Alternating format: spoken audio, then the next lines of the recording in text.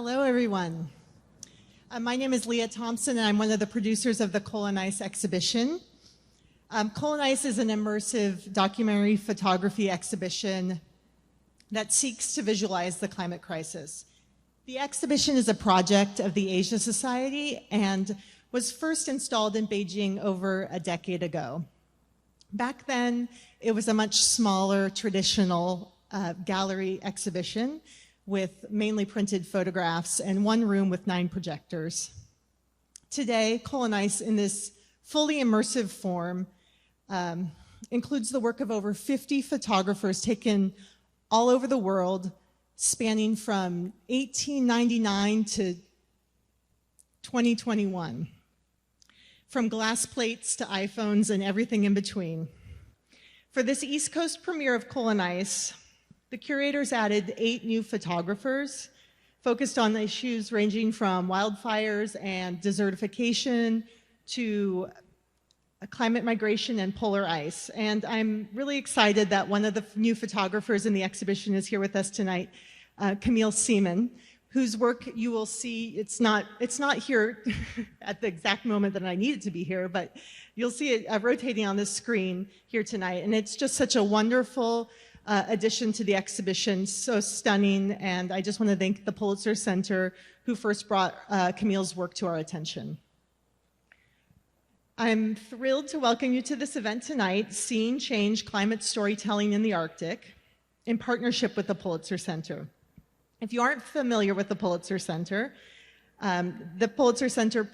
supports underreported global issues, reporting on underreported global issues. As a former Pulitzer Center grantee myself, I can personally attest that their support of my documentary project in its early stages was critical to its success.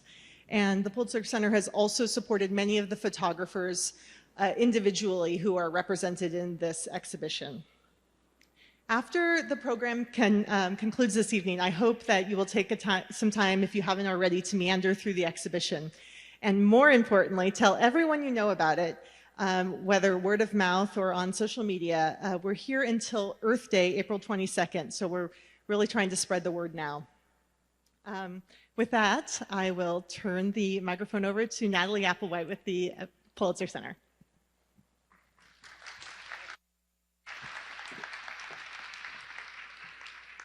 Thank you so much, Leah, and thank you to all of you who are here this evening.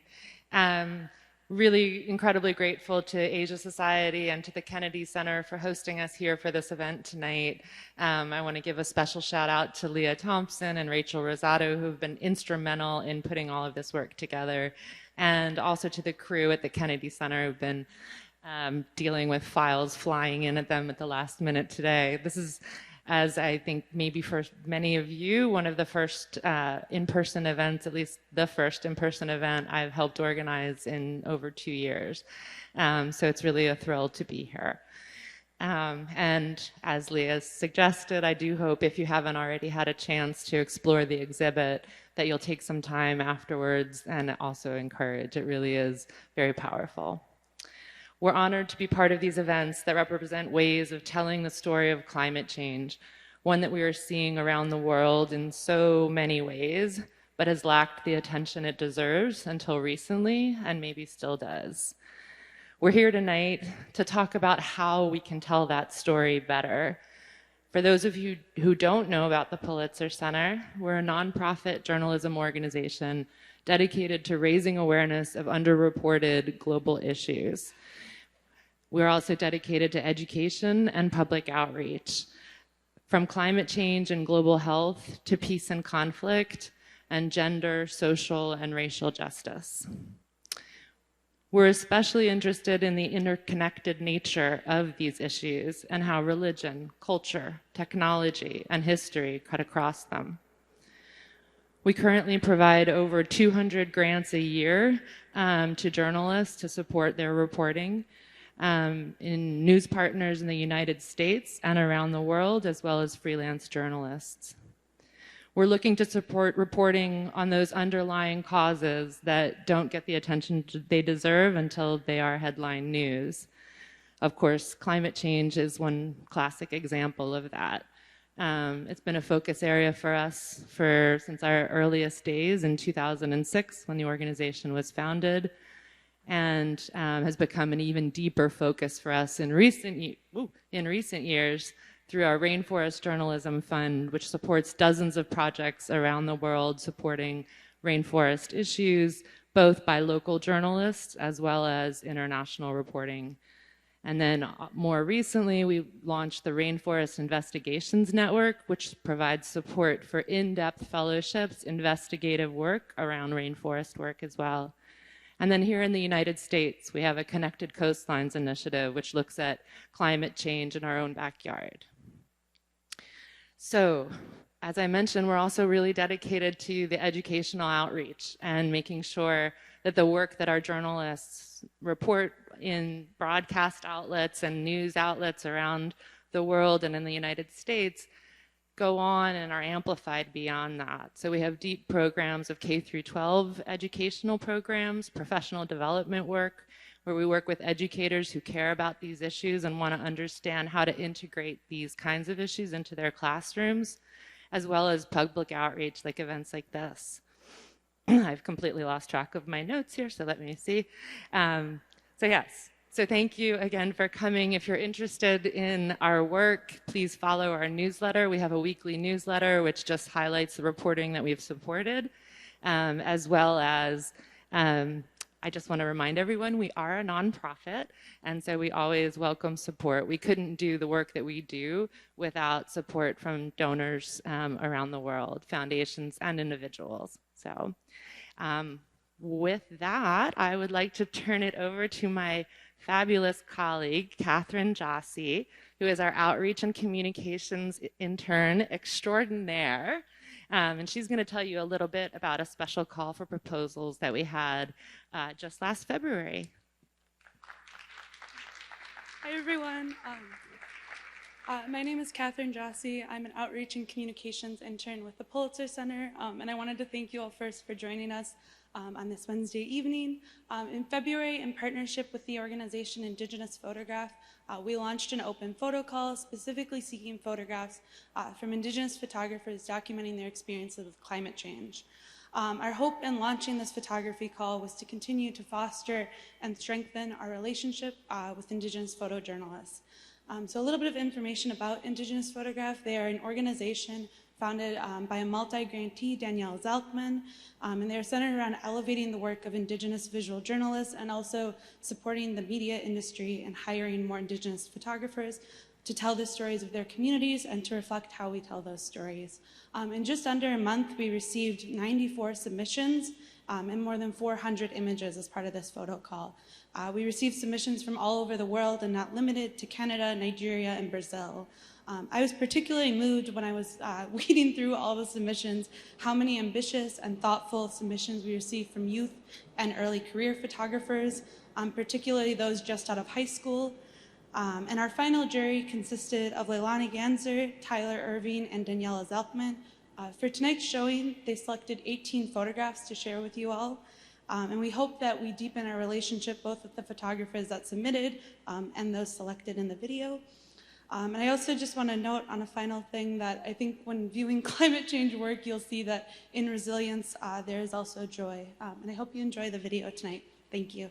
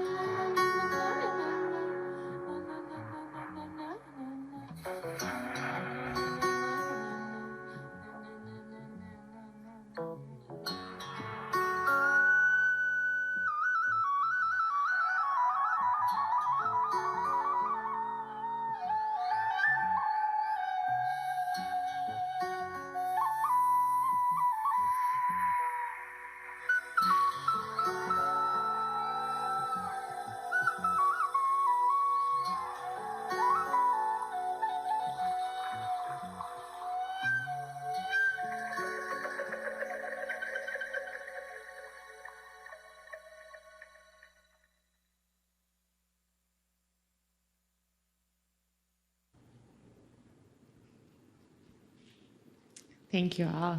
I want to give another shout out to my colleague Katherine, who did a fantastic job coordinating the whole call for submissions, and then beyond that, editing this video in record time for us to have tonight.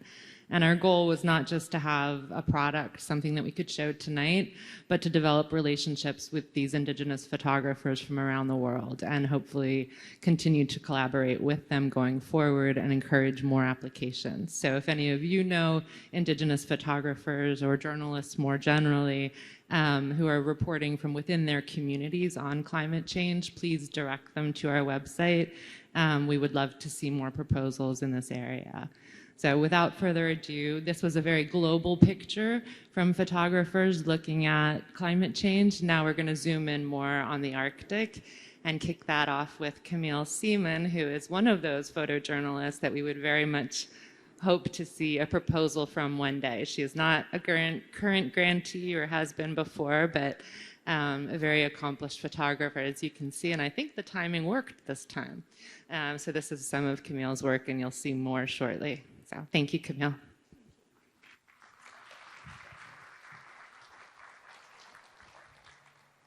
Good evening.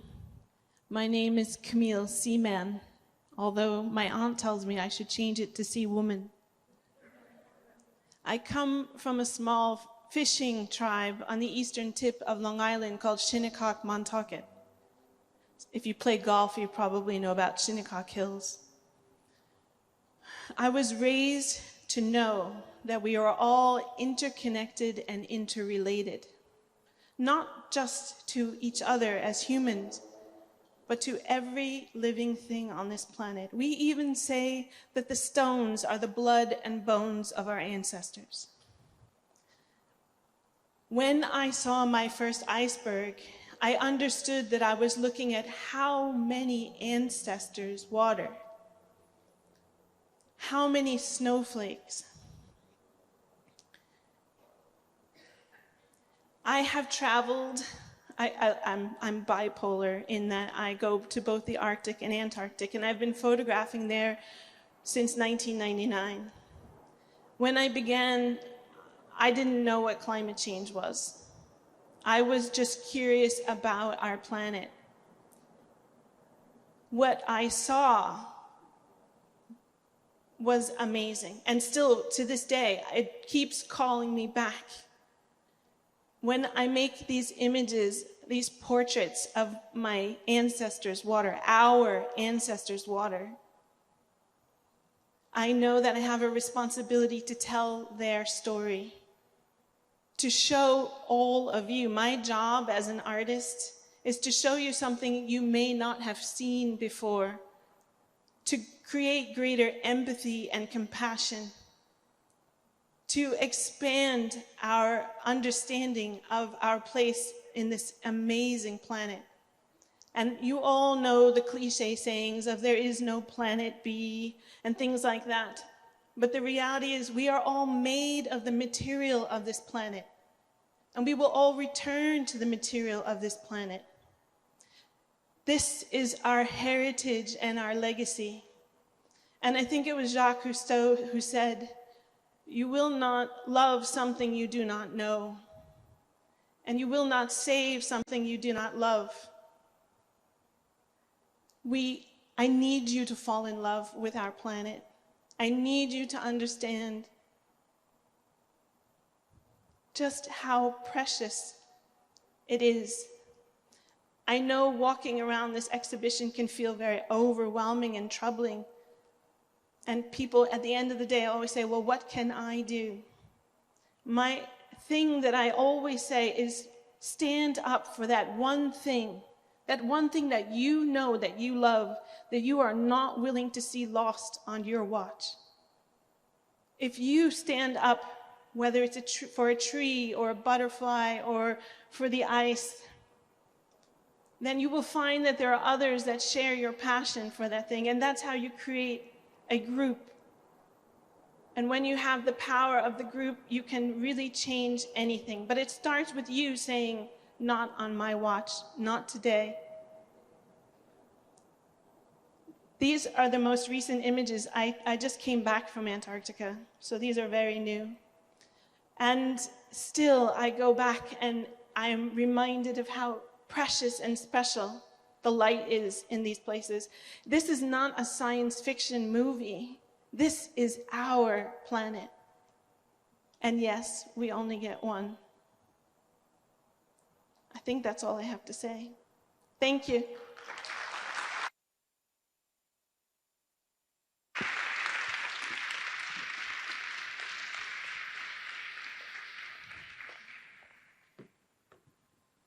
Thank you so much, Camille. You're going to be a hard act to follow, but I think former grantee Louie Palu is in a good position to come on up if you'd like.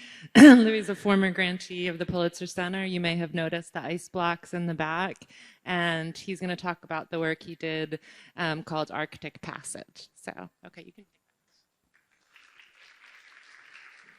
Wow, you know, this is the first time I've done a public event without my mask on. It's like really beautiful to see everybody here. So thank you for coming out.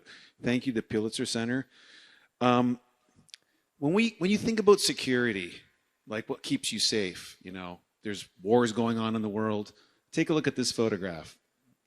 There's something built in the 50s based on an imagined attack over the North Pole from the Soviet Union. It's called the DEW line, the Distant Early Warning Line. It's now called the North Warning System. The idea was that the shortest route of attack was over the pole with missiles and bombers.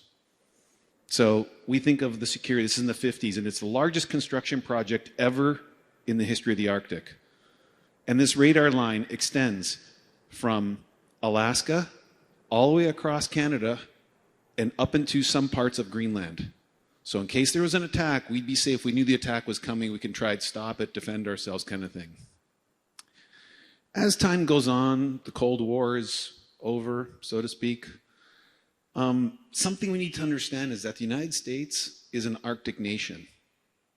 Alaska is 22 miles away from Russia. The United States is closer to Russia than most of Europe. So when we think of security, we need to think of what is power.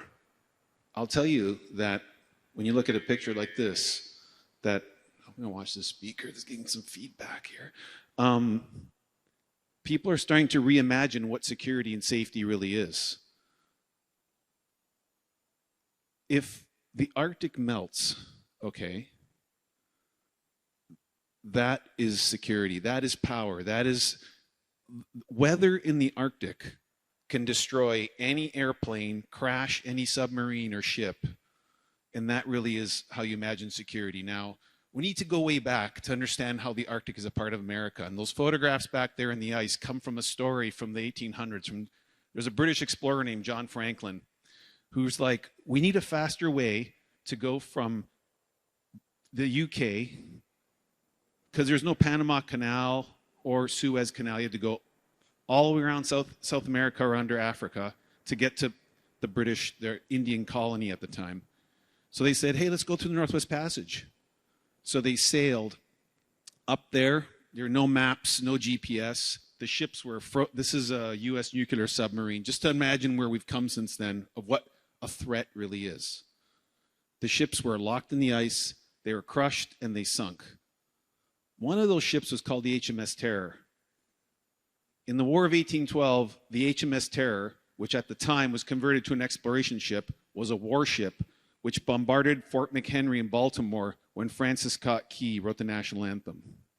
And what I thought is, all our security is about imagined narratives or invented narratives by ourselves, by looking at maps, or by politicians. So when we think of what invented narratives are and who the real original scientists of the Arctic are, they're the indigenous peoples of the Arctic. They're the people who've been studying, watching, and collecting facts on what's happening in the Arctic for over 1,000 years. So when I was up there, I thought, how else can I talk about having people feel the melting of the ice? Okay? More than just through photographs. And a lot of these photographs were taken along that security line, which has still been operating for over 70 years for this imagined attack, this imagined disaster the imagined threat. What are the threats to us? How far away are they from us? How much are they a part of who we are and what could be taken away from us on this planet? So I started thinking, do I need to do everything with a camera?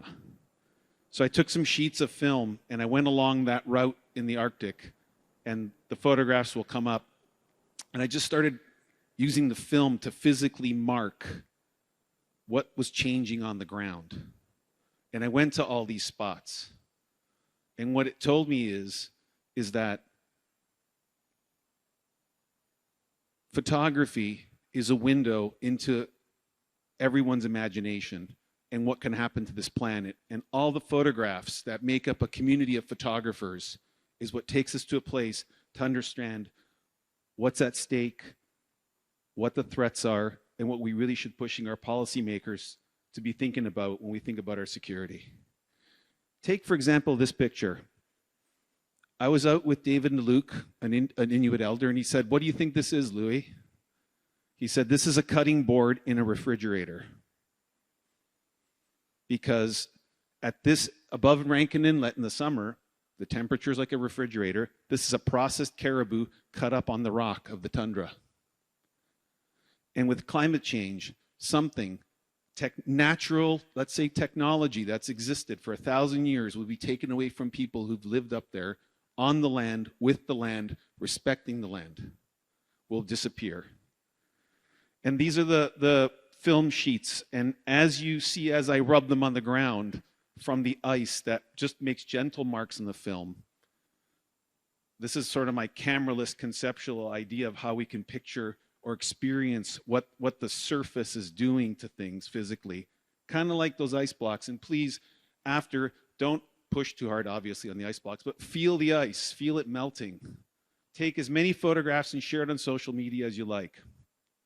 So we go from like beautiful, like skating, like rinks, conceptual pictures. This is a sheet of film. I've taken it on the ground. This is from Resolute Bay. That's up in the archipelago in the north of Canada. To we end up back at the HMS Terror, where I start rubbing it on the ground where it's melting. And it's like an environmental trauma. And that's really what this exhibition and what we're all here to talk about is environmental trauma. Thank you for coming out, and I'm going to hand off the mic to the next speaker.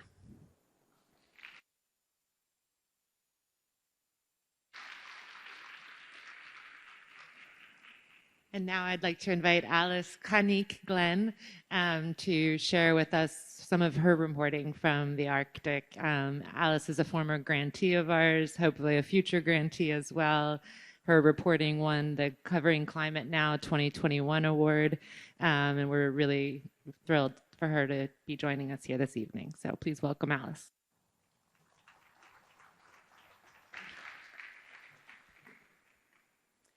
Hello, everybody. Paglarifsi, Uvanga Adera Qannik. My name is Alice Qannik Glenn. Qannik is my Inupiaq name. Utqiagving Miugurunga. I was born and raised in Utqiagvik, which is the northernmost city in the United States. It's some 300 miles above the Arctic Circle and about 800 miles north of Anchorage on which is where I live now, on Dena'ina Athabaskan land.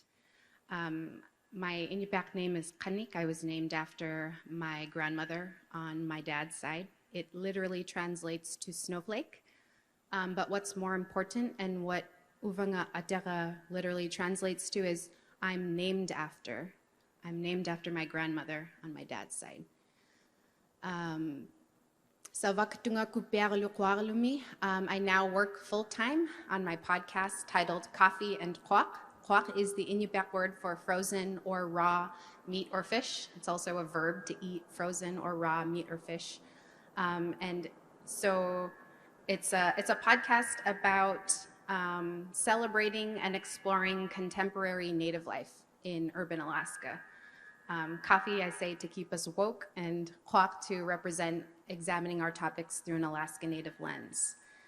In addition to Coffee and Kwak, I also host and produce Resolve, which is a podcast about missing and murdered Indigenous women in Alaska, and then also Alaska Natives on the Frontline, which is a special series of Coffee and Kwak, highlighting the adaptability and the resilience of the Inupiat in the face of climate change, which is a project done in collaboration with my journalist partner. Her name is Jenna Kunz. And sorry, can we get, okay, great. Yeah, that was harsh. But Alaska Natives on the Frontline, again, is a project funded by the Pulitzer Center. And I'm very happy and honored and proud to share that we won a Covering Climate Now award last year, 2021. And Al Roker got to say my name on, on TV, which I thought was really cool. And I was like, hey, Al, if you want help pronouncing clock, just hit me up. But I'm excited to be here tonight. I don't have a lot to say, but I just wanted to add one more thing. Inupiat people are known for great storytelling. For thousands of years, our knowledge was passed down from generation to generation through stories. We didn't have written language, so that is how we communicate, and that's ultimately how people shine. I can't say that for myself. I grew up with great storytellers. My dad and my older sister are really great animated storytellers. You know, they're amazing, and they make you feel the stories when they tell them. And although I feel like I'm not a great storyteller, it has turned me into a great listener. And so for my podcast, I interview people and I listen to their stories. And so thank you all for being here tonight. I'm very excited to chat with the other panel speakers. And thank you very much to the Pulitzer Center for funding this project that we did such great work with. So thank you.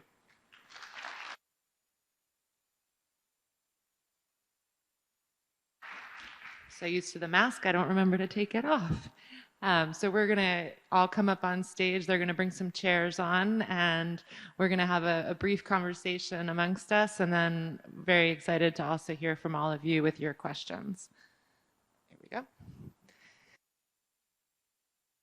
Oops. Can I get back? Oh, you may have recognized someone. That is Alice there. I thought it was quite an iconic picture. It was from her project, Alaskans on the Front Lines, and it was done by her reporting partner, Jenna Kunz. But it was very much about seeing and what you can see and what you can't see. So I want to start us off as you all are getting settled in. And please think up some questions. We're going to have a mic that we can pass around, is my understanding. And maybe we can actually start with you, Alice, just to expand, because I read in your bio, and for all of you in the programs, you have brief bios. I didn't want us to spend a lot of time on that. Thank you so much. But Alice, I know, looking at your longer bio, I noticed that you have an undergraduate degree in aerospace. Yeah, so tell us how you went from that into storytelling. I think we should all have mics. I think that was the idea. But you can borrow mine. Okay. Yes, that's a really good question. Yeah, I was born and raised in Utqiagvik. I went to university in Daytona Beach, Florida. I got a bachelor's degree in aerospace studies in 2014. That focus was aerospace life sciences, space studies, and math. And I will say that it was a difficult transition to go from Utqiagvik, you know, a small town in northern Alaska, to someplace like Daytona Beach, Florida. But the biggest thing, I mean, I loved it. There was an astronaut that came to my village when I was like 12 years old, maybe 10 years old, and inspired me to become an astronaut. I was like, wow, there's a real live astronaut in my hometown right now, and if he can do it, I can do it. So I went to Embry-Riddle Aeronautical University to study aerospace. But once I returned back to Alaska, I was like, okay, I'm going to go back home to work for a little bit and then go back to school, get my master's. but my heart was just like, there was a huge part of my heart missing when I was away at school. I missed my people. I missed people that understood me. I hated explaining myself. I had like a weird anger that had been building up in those years at school because nobody understood how we lived in the Arctic. And it's not by any fault of theirs, right? But it's a lack of education and awareness. And I never want my younger sisters to feel that. So once I moved back to Alaska, I was so inspired by people, by community, by young millennials doing dope things, like, language revitalization, traditional Inuit tattoo revitalization, all these efforts to bring awareness to climate change, just so many amazing people, and they inspired me to interview them and share their stories. So I never ended up going back to school. That's not to say I won't. I might go back to do my master's someday. But yeah, I did start in aerospace, but once I started with my podcast, it kind of just kept rolling and getting bigger and snowballing into what it is today. So cheers. Thank you. Perfect. Thank you so much. Yeah, we can each have our own now, great. I guess. Okay. Camille, I'm curious for you. You talked a little bit about this connection, not a little bit, but you touched on, that in the way the glaciers represent people for you, but you choose very intentionally to, at least in the work that we're seeing, where you're not doing portraits, right? It's all landscapes. Can you talk about why you chose that approach? Well, for me, they are portraits of the icebergs. I said to you previously when I first arrived that if you showed me 1,000 photos of icebergs, I would know which ones I had met. I know them. And it's partly to do with something that my grandfather used to do with me, which was to take me into the woods and introduce me to each tree. And he would say, put your hands on the tree and feel it breathing. Understand that this is your relative in the same way that I am your relative and you must respect it. So for me, ice is another relative. I know that it's a very odd concept for people who are not raised with this perception of knowing you're interconnected and interrelatedness. Now, of course, I'm not saying they are like a person. What I am saying is they are interrelated to me. Their water has a relation to me, to you, to all of us. Everything is part of this web. And so these icebergs, I am photographing them in a moment that I know if I went back even 10 minutes later, they are changed. The way we change with time, that they are a unique moment in their existence, their journey of this life as an iceberg. Thank you. Louie, just to stay on the process thread here, do you want to tell us a little bit more about these blocks of ice and how that came about from the project overall? Well, when I read that book on the Franklin expedition, one of the early technologies that they needed to go on an expedition in the 1800s was tinned food. So they had tinned food, and the other one was photography. And when the ships were crushed in the ice, a lot of narratives in our movies, like the beginning of Frankenstein, he's looking for the monster out on the ice. All of this comes from the legacy of, for over 100 years, even longer, it was a legend like what happened to the Frank expedition. They went on 30 expeditions looking for what happened to them. And what was found was the camera was never found. Now, the deeper meaning that I want you all to take away from this is how we all invent narratives about the Arctic. Or like, if you Google the Arctic, the second picture that comes up sometimes, penguins. Well, penguins that's Antarctica, that's the South Pole. And it talks about how we invent narratives by looking at maps, how we imagine how Indigenous peoples live or don't live. I think that this is really important. And so that idea that we were imagining, what were those photographs of? What happened to the camera? And I imagine these photographs lost in the ice. And I thought I'd go to these communities, photograph people that are now, and bring their stories back now. And also bring back what is vital to them. There's a great book called The Right to Be Cold. And a lot of people, there's a joke in DC, and I don't want to make humor of this, but we're weather wimps. But the cold brings a lot of beautiful and wonderful things, seasons, And when you lose the ice up there, that's a way of life. I talked about sort of the cutting board and the refrigerator. We'd go out on the land hunting up in the Hudson's Bay. I'd have part of a caribou in my pocket. or I'd have a piece of Arctic char. That's my Cliff Bar. And they invented that stuff before we did, and I wanted to bring the actual physical part of the identity with the new photographs down so that we wouldn't be imagining these things as much as we were inventing the narratives. Thank you. Camille, I want to come back to you on your process and also your journey into photography and climate change. I mean, you, again, touched on this somewhat in your talk, but I wonder if you could expand on like why photography? Why? I was very late to photography. It wasn't until I was 32 years old that I decided to become a photographer. And part of that is because as a child, even though, you know, National Geographic magazines were stacked very high in our house and it was part of our landscape, I never thought it was something I could do. I never saw someone that looked like me as a Nat Geo photographer. And I think out of something happened at 32 where I realized I had to do something. I needed to stand up and say that there was something beautiful about this planet and this life. And sadly, the only thing I knew how to do was to make pretty pictures. And so I picked up the camera that I had always had beside me, but never thought of myself as a photographer. And then I practiced. I printed cards that said Camille Seaman, photographer. And I would practice with my friends and I'd be like, hello, I'm Camille Seaman, I'm a photographer. Until it started to feel natural.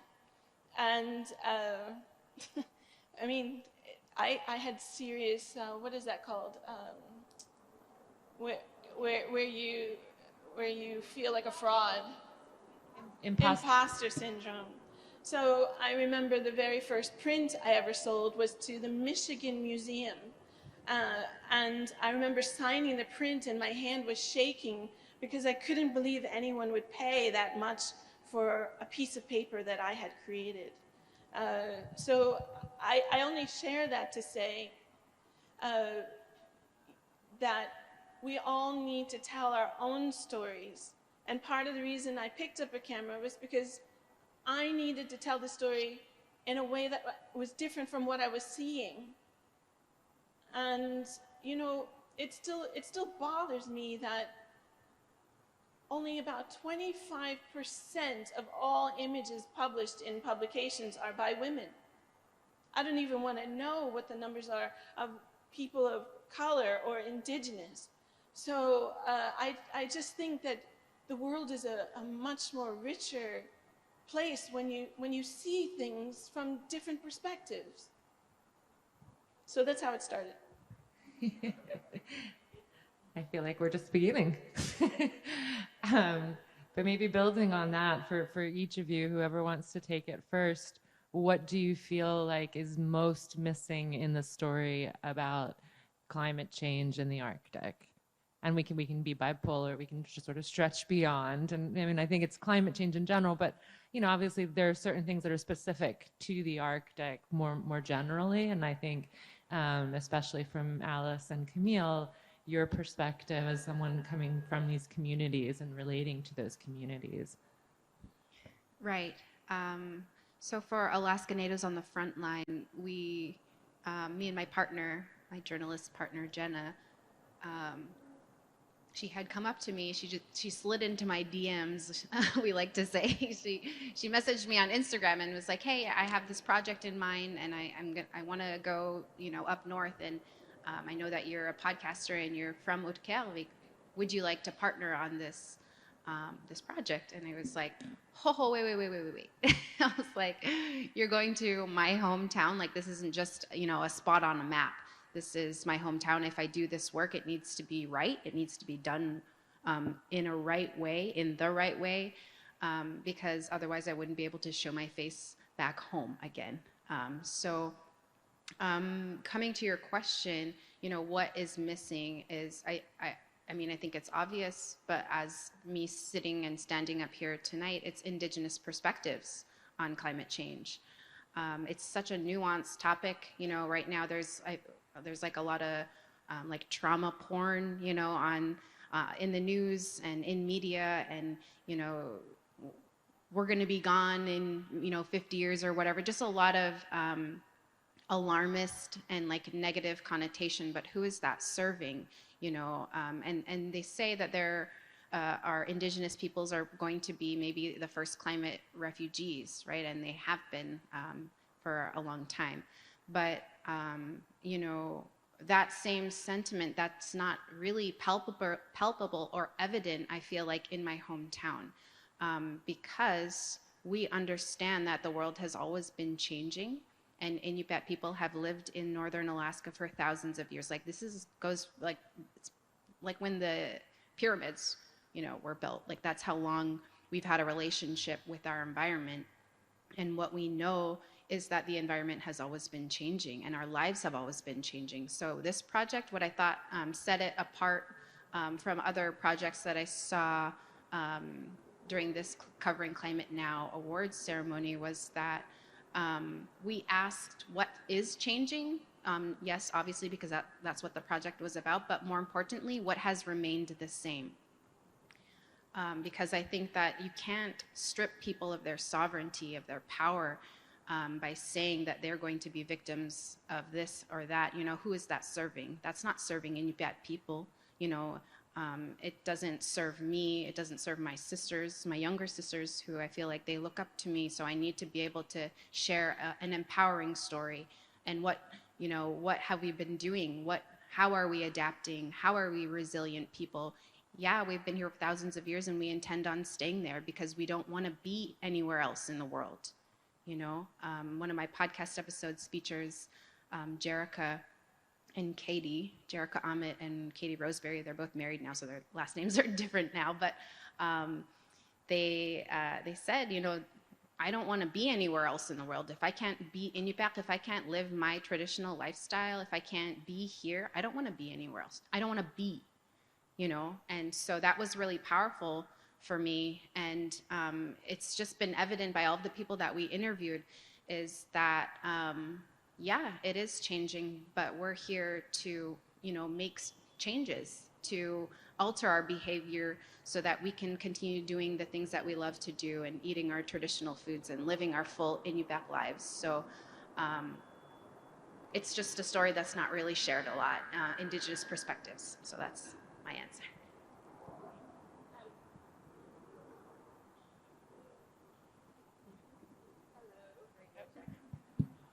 Anybody out there? Okay.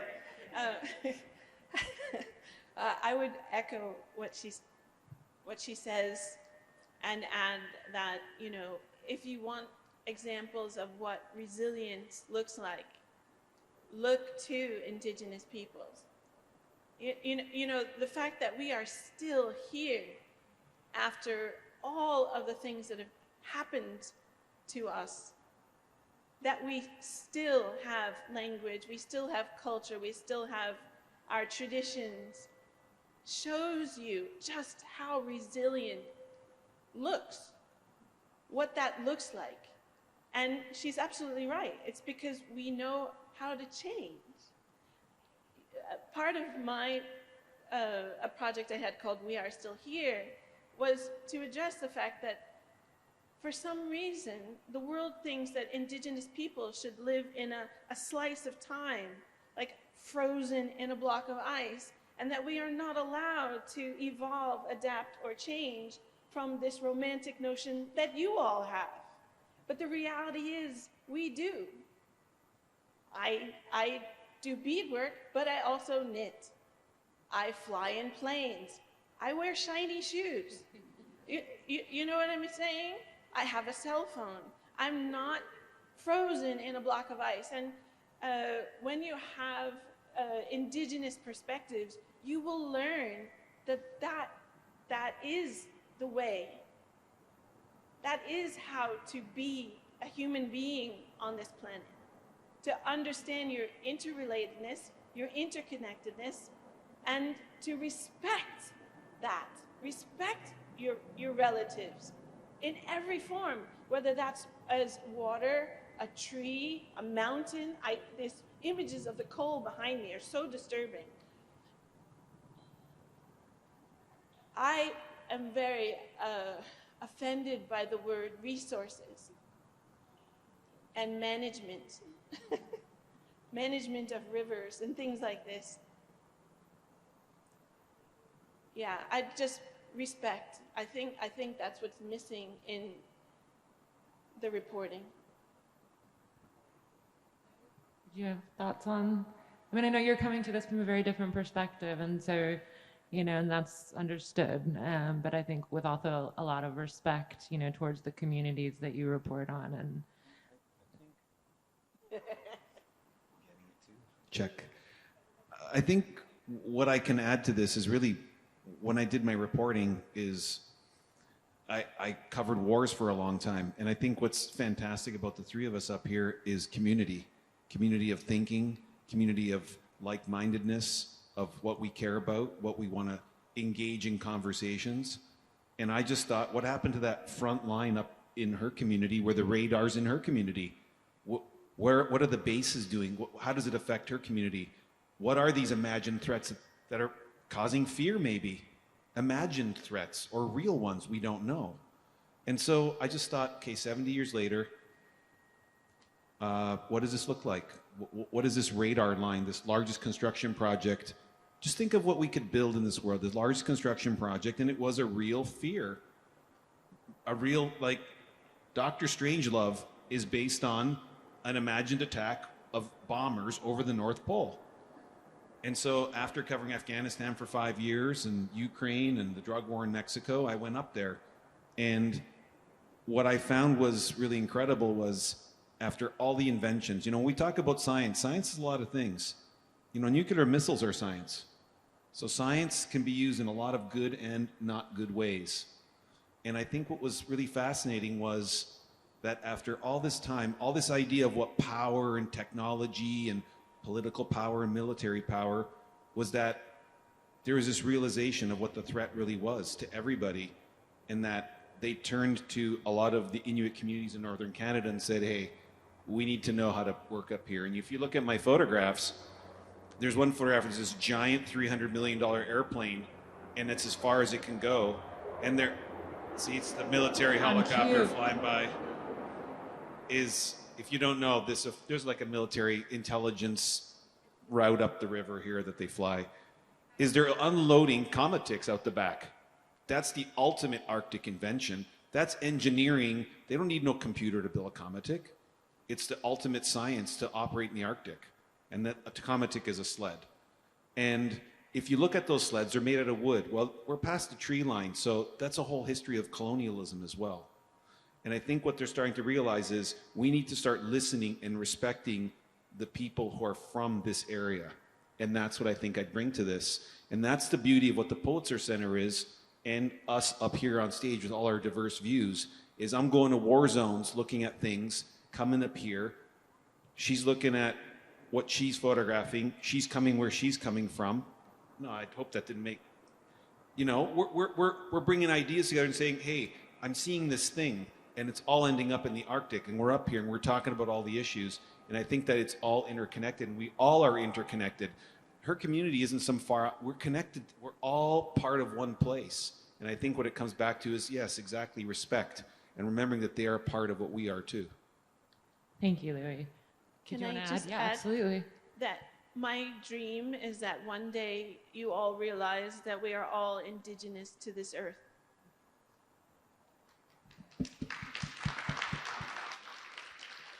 Thank you.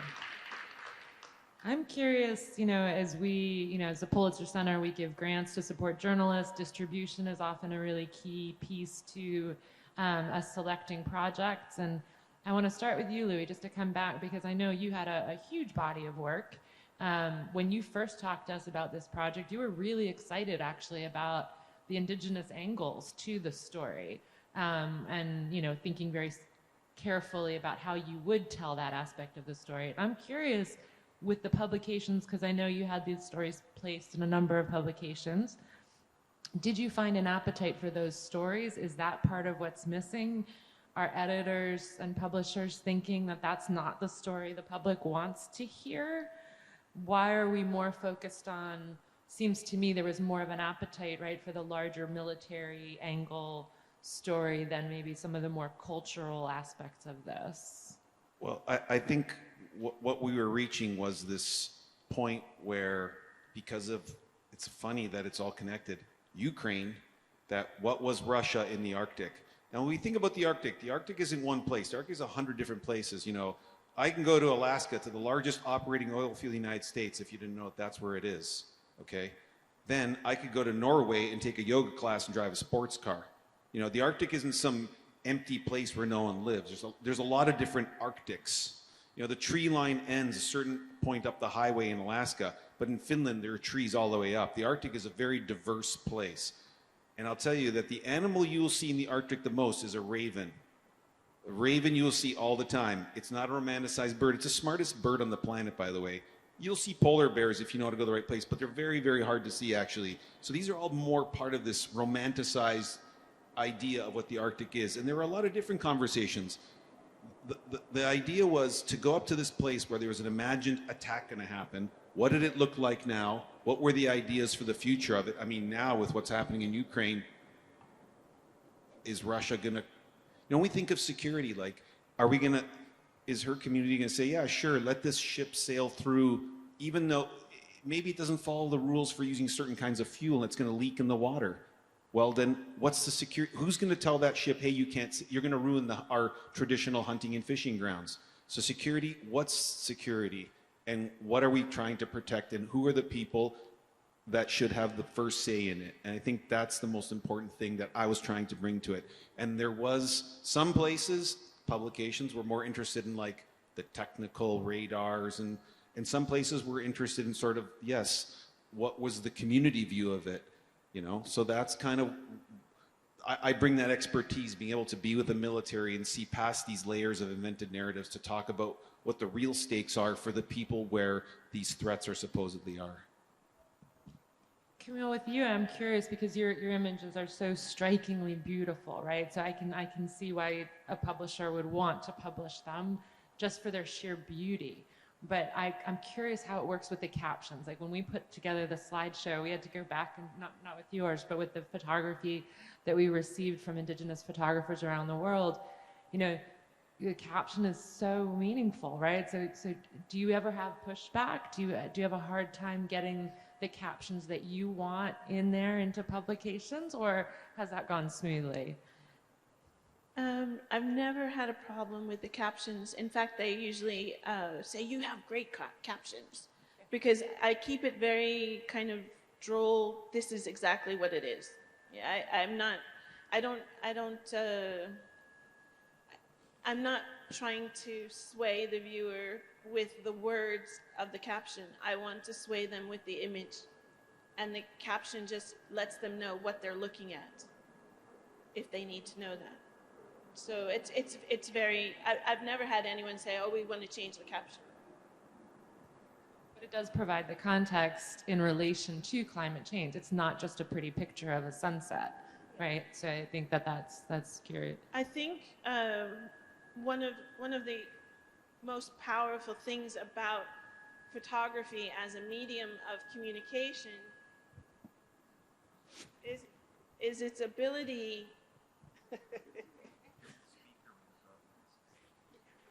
Oh, if I do this, it's probably better. The photograph has an ability to evoke an emotion, not just give information. And as a photographer, I feel like if you do not feel something when you see my images, I have failed as a photographer. And so my job is to keep your attention for as long as possible. And if it's because of the beautiful color or the sculptural shape, if that gets me to hold your attention long enough for you to start to think about your relationship with this planet or a feeling, then that's what I will do. I will do anything to hold your attention, your gaze on this place, because that place is asking me to tell its story, to share with you. You know, I feel so lucky and privileged to have the opportunity to stand before these amazing vistas. And so I know with that comes the responsibility of getting that story to you so that you also know this is part of your planet.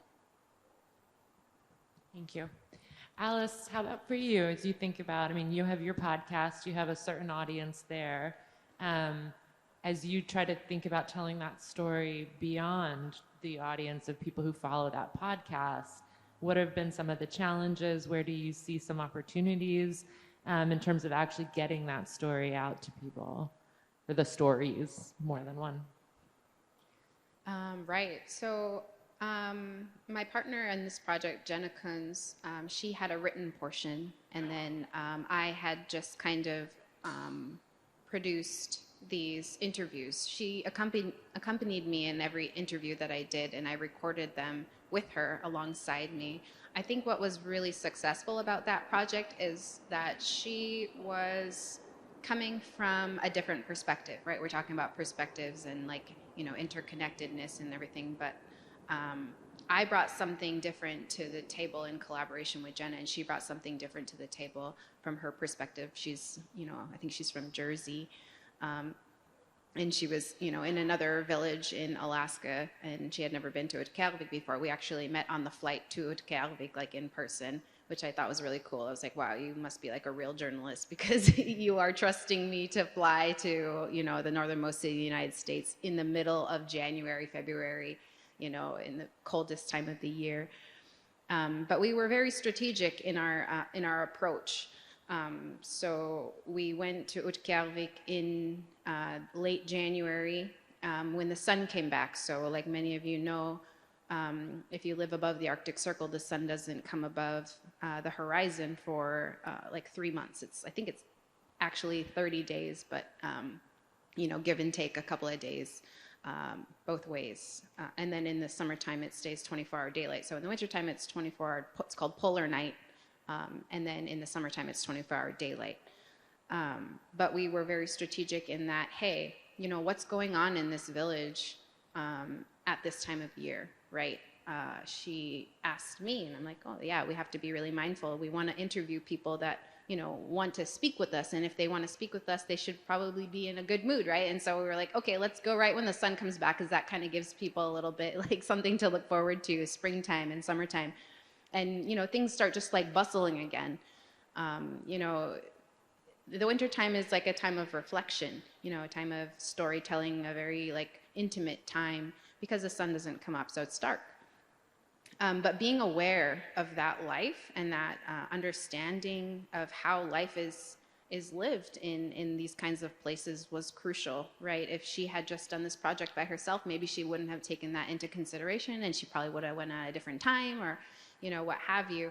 But we wanted to be very intentional and mindful about what's going on, what kind of seasonal, traditional activities are happening at this time. At that time, you know, we do, Inupiaq people, we're subsistence whalers as well, right? And so in the winter time is a time to, when the sun comes back, that's when you put your sealskin boat, your umeaq, out onto outside after you sew it and bleach it, so that you know, it gets bleached by the sun, and that it turns, you know, lighter in color so that the whales can't see the sealskin boat. But you know, coming to this idea of distribution, she had a written portion. It was a really well-written article. And, you know, we kind of had this moment where like, oh my God, like there's so much to cover. How are we going to encompass everything? You know, and we want to get that story out correctly. But I think by bringing my perspective as an Inupiaq person and having that sensitivity, that cultural sensitivity, that approach, I didn't want to use like these buzzwords that people are using, you know, like negative connotation words. I wanted it to be more about adaptability and resilience and empowerment than about trauma or, you know, pain, suffering, or whatever. So I think that our collaboration was really like, I'm very proud. I feel like it's some of the best work I've done so far, just because of my input and her input together. And it's just kind of like a, you know, could be a model for how other things in the future can be shared and handled. So there was a appreciation from not only the Native community that, I wanted it to be something I can be proud of as an Inupiaq person in my hometown, but also what she can be proud of too in maybe a bigger audience. So I think those two perspectives, although very different, are equally important. Well, I'm so glad that the work was, recognized for the quality that it was, because I do think also it's the way that we tell the stories, right? It's who's telling the stories and how we tell the stories, not just what the stories are about. So I want to open it up to questions shortly. I'm going to have a hard time seeing, but I think I have some helpers out there. But I know I'll come right to you. But I know, Alice, when we were speaking, that's much better. When we were speaking ahead of time, you said you might want to ask the other panelists some questions. So I wanted to let you be the journalist as well, if you would like to ask a question or two. Yeah, sure. We've been speaking a lot about interconnectedness, right, tonight. Can you both explain your connection to the work that you do?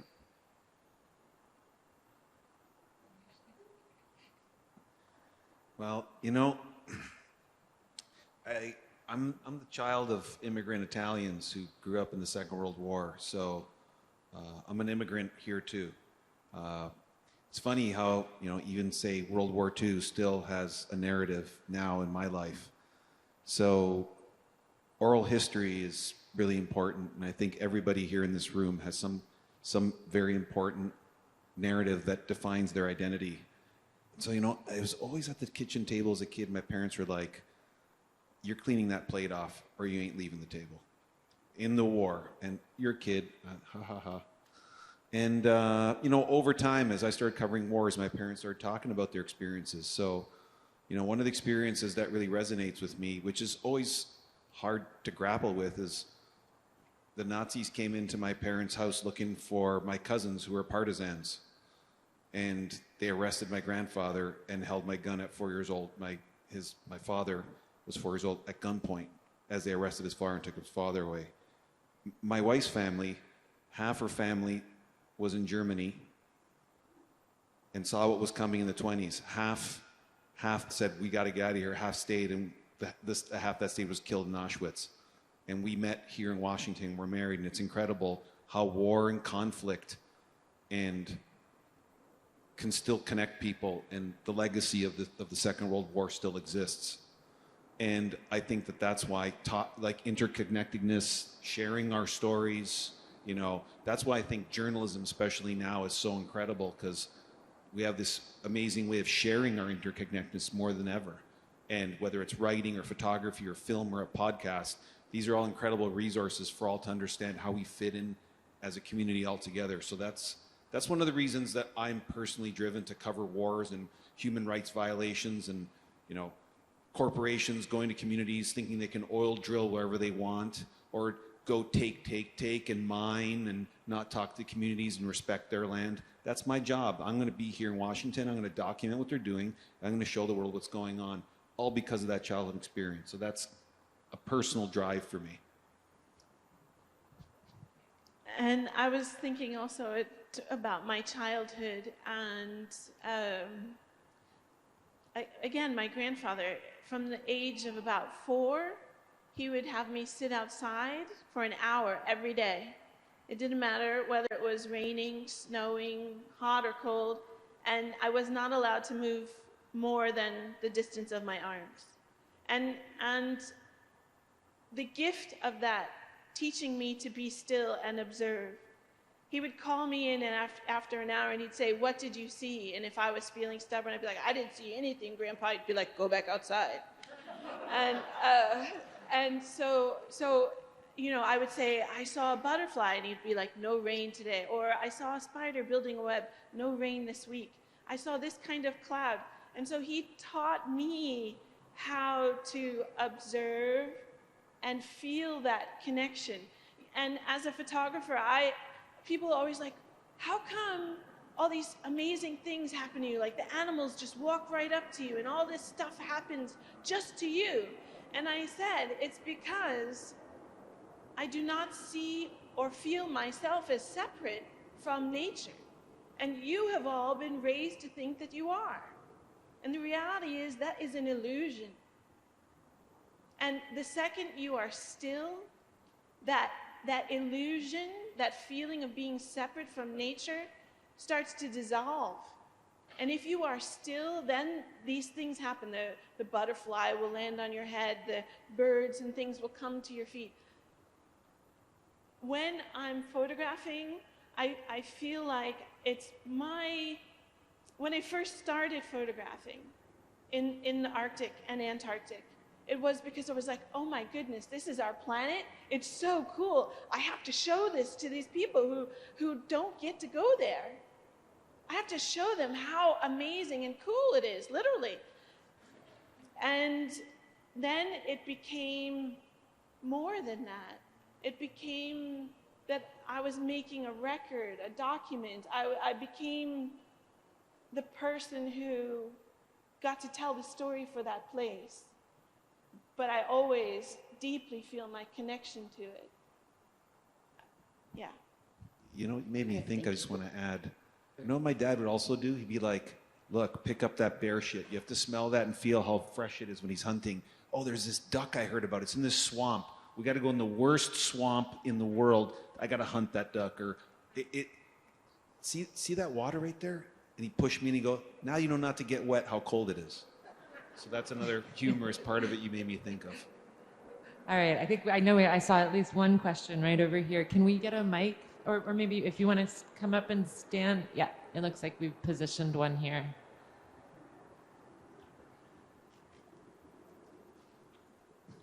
Camille, I have this burning question. Can you hear me? Yeah, go right up. Is that on? Can you hear me? Yeah. I have this burning question for you. What did you do before you were 32? Well, it's a long story, but it's in my book, which they have a copy of over there, called Melting Away. But the short answer is I had this idea that it was really weird. I was like, I don't think we're living right. I think that you should have from 0 to 35 to just do whatever you want, and from 35 on you have to work. And so that's what I did. I had jobs, of course, but I lived to surf. I was a hiking and biking guide in like Glacier National Park and Bryce and Arches and Grand Canyon. And basically, when I was 15, I left home because things were really bad. There was such great dysfunction in my family that I was safer not at home. And so I took the time. I was really lucky that at 15, I realized what made me happy. And the 3 things that made me happy were being outside, making things, and traveling. And so I just scripted my life, my own life. I didn't have parents to say, you should do this or you should go that way. And so I just wrote my own adventure. I want to say the photos of Antarctica. I was lucky enough to be in Antarctica in 2008, and I saw the global warming right there, right in front of my eyes. I'm so glad I had the opportunity to go there. But I was there in December, which was their summer, not when you were there. You were in their winter. Good luck. Thank you so much. Thank you. Do we have other questions? Yeah? Please come on up. If you have a question, just go ahead and come up by the mic. Hi, thank you for being here. So I study urban spaces in northern Finland, and I'm wondering what your perspective is on the tourism industry, or like ecotourism. On one hand, I feel like it can promote climate change activism. On the other hand, it usually relies on manufacturing nostalgia. And so I wonder how you feel about just how you sustain an urban space, which, as you mentioned, Indigenous peoples adapt to, but yeah. Okay, so as a person who quite often travels with tourists to polar regions, I also, for a long time, felt very conflicted about it. But the reality goes back to that quote I said from Jacques Cousteau, which is you will not save something you do not know, and you will not know something unless you love it. And so I think that if it's done with respect and care, it can be very powerful. But if it's done without respect, it can be a disaster. Do you want to add to that, Alice? That kind of brings up a little bit. I'm just vibing with you right now. I think the Northwest Passage is opening up right due to climate change, and so for my hometown, we know that there's going to be like these huge cruise liners that are going to be able to go through up, right next to our town. And what's concerning to me about that is, some of these boats hold more people than our village has in their entire village, right? So like, what if something went wrong? Obviously it's in the Arctic, things go wrong all the time. So what happens if, they need to be taken from, all the people need to be, off-boarded and taken to a hospital or something. Even COVID, right? So like, what if this whole cruise liner had a bunch of people with COVID and they need to go to the hospital right now? Our hospital is designed, and the infrastructure that we have in our hometown is only enough for us and serving the North Slope, of Alaska. So, that's what concerns me. Also, as a daughter of a whaling family, my dad was a whaling co-captain for most of my childhood. What concerns me too is that how is that going to affect our seasonal activities, our traditional practices? And when you're in the Arctic, it's $8 a gallon of milk, right? So what we have to do is we have to supplement our diet with subsistence foods, and that's good for us. It's sustained our bodies up until now. It's healthy for us, right? But if that's life, that way of life is going to be threatened by things like cultural or ecotourism or whatever, even cultural tourism. That's what concerns me as an Inupiaq person. I don't have an answer for you. I don't know what the right or wrong thing to do is. I do know that it could bring more money into our state that's heavily reliant on resource extraction. So I don't know, like you give and you take, right? And so as long as we're aware of those things and we can make the best decision for ourselves and have empower one another to make those decisions in our region, I think that's what's important. Thank you. Hi, thank you all for being here. Thank you for all the work that you're doing. And my question really probably is a simple one. How do you plan on inspiring the next generation to carry on the work that you're doing or pass along the knowledge that you have so that they can continue that work? That's not an easy question. I'll start because, I say this. I told a few people this story about the first time I was invited to Nat Geo headquarters. They have a party every year for their contributing photographers. And I thought, wow, I'm so excited to go to this party. And when I walked into a ballroom about the size of this space, and I looked around and I was like, this is National Geographic. I was so disappointed that I could count the number of women on like 5 hands, and I could now count the number of people of color on like 1 hand. And I thought, this has got to stop. Why is this way? And the reality is the same story as me as a kid. Like, I didn't see people that looked like me say, you can do this. And so from that day forward, I sort of came out as a female, Indigenous person of color photographer. And I went from, I speak at schools from grade school all the way up to university, and I let them know, you can do this. We need you to tell your story, because if you don't tell it, somebody else might, and they may get it wrong.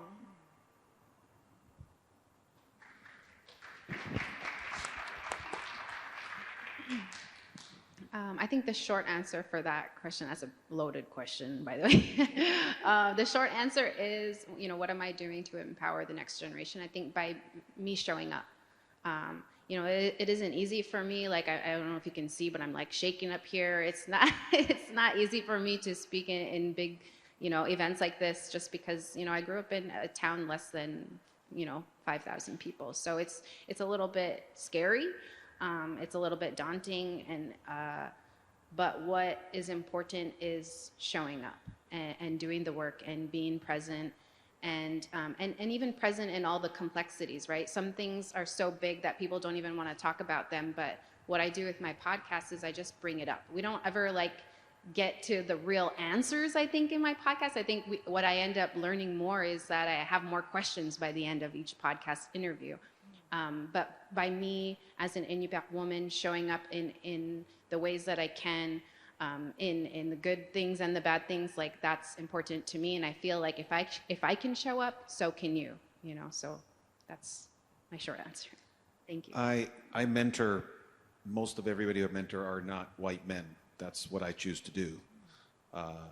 I also think that men are a part of making the solution, not just hoping everybody else who has the problem fixes it on their own.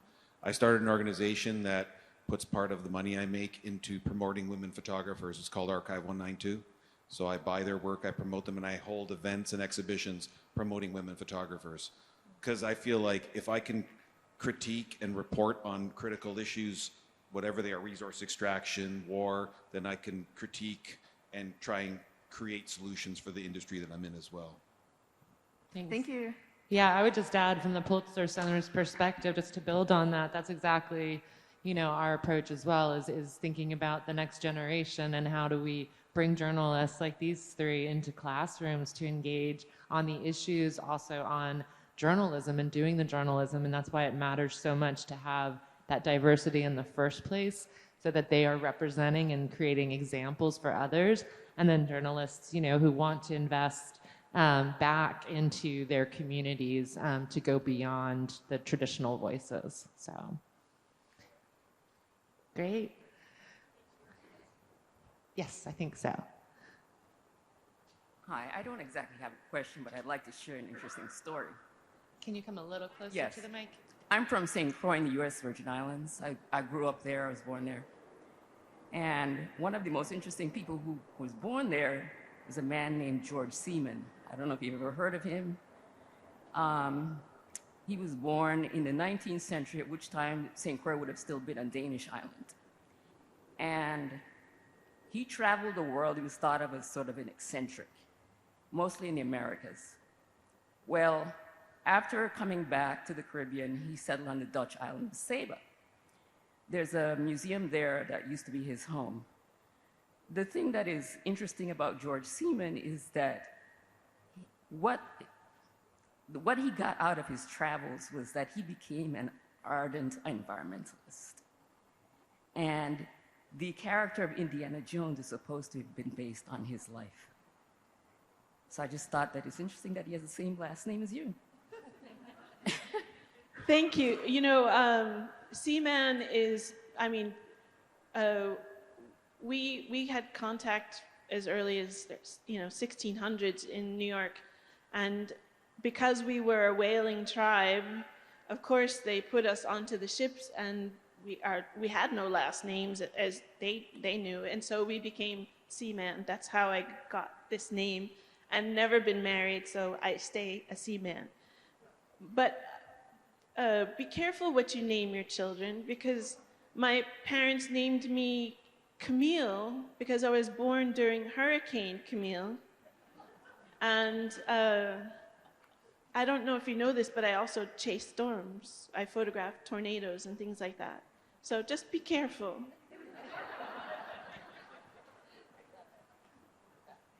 Yeah, thank you so much. I had a question around creating art, and you know, when you guys you have so many of these images that you're taking, and I'm sure it's sort of a painstaking process to actually pick which ones you choose to display. So I'm curious to sort of, when you are putting these out into the world, you know, like I think when you capture them, you know, it's a story you want to tell and it means something to you, but when it goes out into the world, you lose control of your art. So I was just sort of curious to sort of, have you ever had an experience where, you know, your picture was possibly used in a way that you didn't want it to be used, or was misconstrued, or I'm just sort of curious about sort of that process of a hyper-personal, you know, creation process being kind of put out into the world. Yeah, that's a great question. I get approached by publications all the time. They want to use my image, and just as I was mentioning storm chasing, I had this one image that was of a supercell, looked like a tornado. And they said, we want to give you the cover. And I was like, yeah, that sounds very good. Can you tell me about the magazine? And they said it was like a preppers magazine. Do you know what preppers are? They're like getting ready for the apocalypse, and they're all about like, she sent me a mock-up of the cover, and it was like, Shotguns 101. And I was like, whoa. I said, I'm sorry, these are not in alignment with my values. I have to decline. And so I do try to be very careful about who I say yes to with my work. I think that you only have one soul, and you cannot allow it to get whittled away bit by just, chasing being published. So that's, yeah, I just try to be really careful. I would say this, I've never really lost control of my work, but people in some moments try and manipulate what my work was intended for. But as a journalist, outside when I say create some art pieces, as a journalist, I follow a strict code of ethics. You can look at the Society of Professional Journalists or the MPPA, they have a very strict code of ethics that I follow. Another thing too is copyright law is quite strong here in the United States, and being part of those organizations.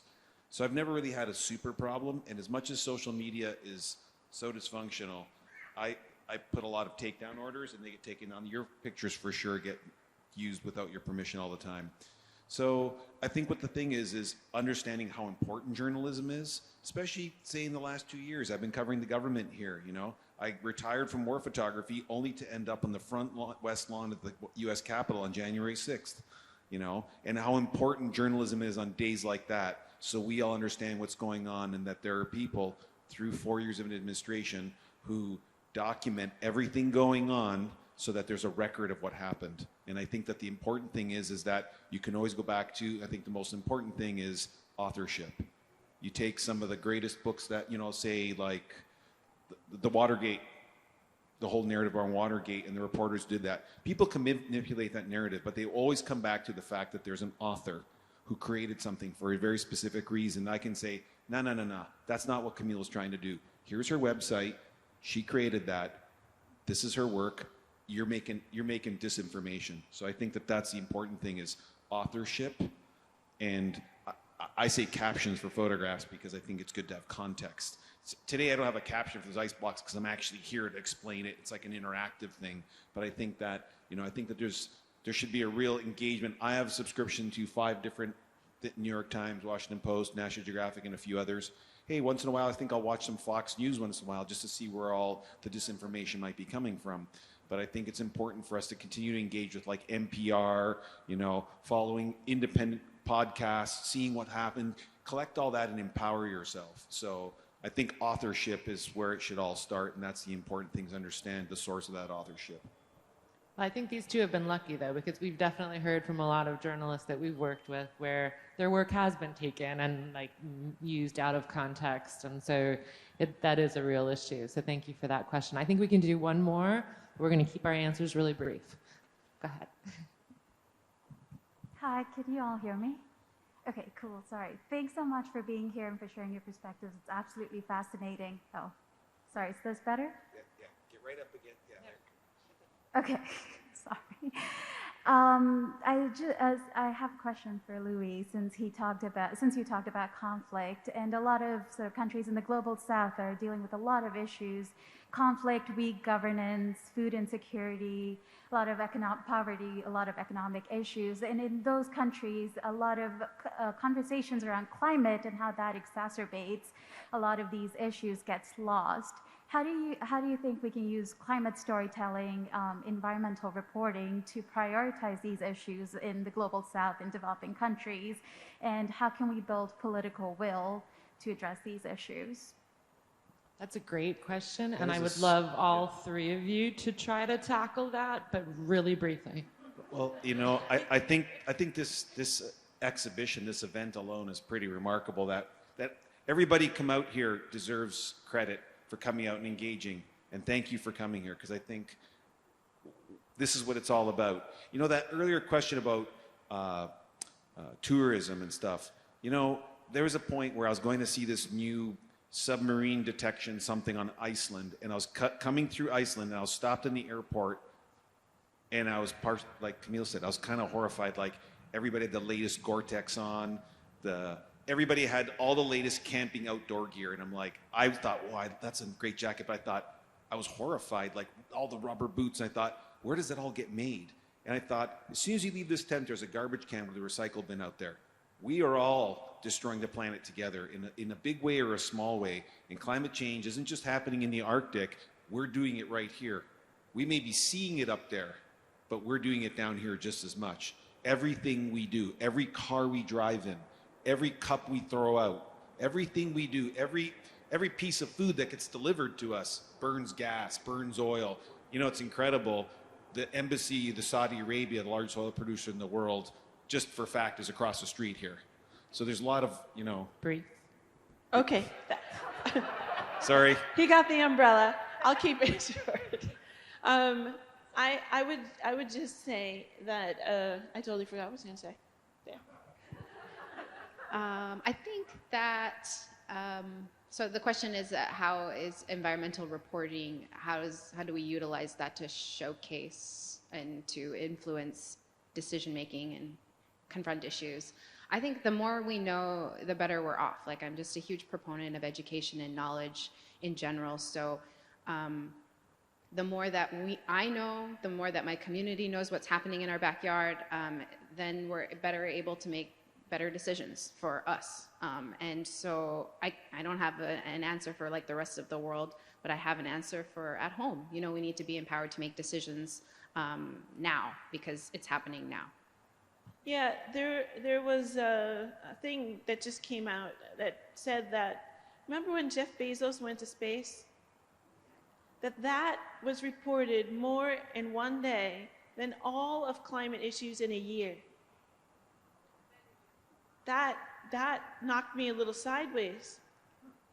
I think people, you know, the way that climate issues have been framed, you feel overwhelmed. You feel like, what can I do? How do I even swallow this or contemplate what it all means? It's this massive existential crisis. And so I think that's why, you know, the work that I personally try to make is work that I hope will trigger or inspire you to start to think about your own personal connection to this planet. And then you just break it down. You know, this is a personal, moral issue. And it is a journey. And you must all find your own path. But you must find it. Okay, well, those seem like very wise words to wrap up on.